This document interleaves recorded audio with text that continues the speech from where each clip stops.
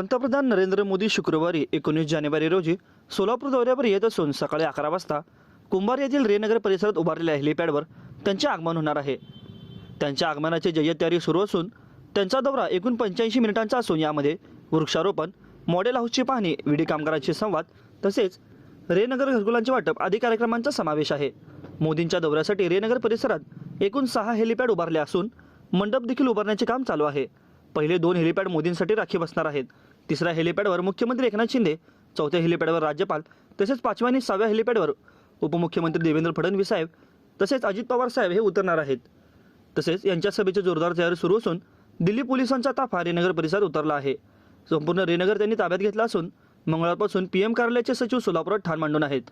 मंगळवारी सकाळी रेनगर परिसरात सचिवांनी 2 तास बैठक घेऊन तयारी माहिती घेतली, अशी माहिती माजी आमदार तथा रेनगर प्रकल्पाचे प्रवर्तक नरसय्या यादव यांनी दिली।